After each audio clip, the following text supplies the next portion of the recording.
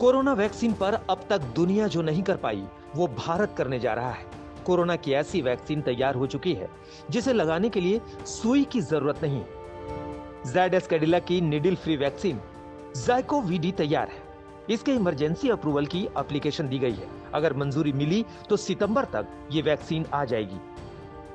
Well, there are multiple steps before launch, so I don't think it's too difficult to predict that, because we still have to go through the SEC, the audits, the scale up, and then launch. So we believe it can happen in aggressively 45 to 60 days, but that's what we're looking at.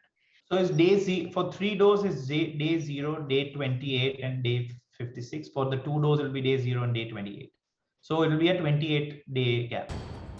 ऐसे लोगों की कमी नहीं है जो सुई से डरते हैं और इसी से वैक्सीन लगवाने में हिचकते हैं। लेकिन कोरोना की इस नई वैक्सीन में सुई का कोई झंझट ही नहीं है।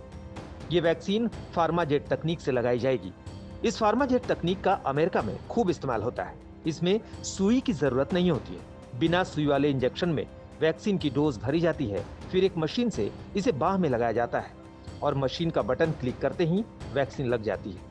ना कोई दर्द होता है, ना कोई दूसरी तकलीफ होती है, ना इन्फेक्शन का खतरा होता है।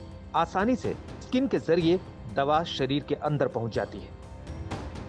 Trial has been done covering an age group starting from 12 all the way to 75 and above. So it covers all and with comorbidities. We are aspiring to make about 5 crore doses by end of this year. But our monthly capacity will be about 1 to 1.2 crore doses per month. And that we hope we are in the scale up, so we hope by August, but if not then by September we achieve those scales. लेकिन ज़ायडस कैडिला की vaccine की सिर्फ यही खासियत नहीं है। ये corona की पहली निडल फ्री वैक्सीन है, तो पहली डीएनए आधारित वैक्सीन भी है। आरएनए और डीएनए पर आधारित वैक्सीन को वैक्सीन डेवलप करने का सबसे आधुनिक तरीका माना जाता है। ये इम्यून प्रोटीन विकसित करके वायरस के संक्रमण को ब्लॉक करता है और कोशिकाओं को संक्रमण से सुरक्षित करता है। दुनिया में अब तक डीएनए बेस्ड वैक्सीन नहीं बनी है, लेकिन ज़ायडस कैडिला की इस वैक्सीन की 4 और बड़ी बातें हैं जो इसको दूसरी वैक्सीन से अलग करती है और इसे स्पेशल वैक्सीन बनाती है।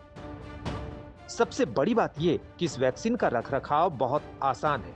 इसमें कोल्ड चेन का झंझट नहीं है। वैक्सीन रूम टेम्परेचर पर आसानी से लंबे समय तक रह सकती है। आसानी से इसे कहीं भी पहुंचाया जा सकता है। दूसरी बड़ी बात यह कि ये वैक्सीन बच्चों के लिए भी सुरक्षित होने का दावा किया गया है। 12 से 18 साल के बच्चों पर वैक्सीन के 2 ट्रायल भी हो चुके हैं और अच्छे नतीजे आए। तीसरी बड़ी बात यह है कि इस वैक्सीन के 1-2 नहीं 3 डोज लगेंगे। ये पहली ट्रिपल डोज वैक्सीन है। पहली डोज के बाद दूसरी डोज 28वें दिन और तीसरी डोज 56वें दिन लगेगी। चौथी बात यह है कि इस वैक्सीन का ट्रायल कोरोना की खतरनाक दूसरी लहर में किया गया। 28,000 लोगों पर ट्रायल हुआ और दावा ये कि वैक्सीन 66% से ज्यादा प्रभावी है। 66% एफिकेसी वाली ज़ायडस कैडिला की ज़ायकोवी-डी वैक्सीन भारत की दूसरी स्वदेशी वैक्सीन बनेगी।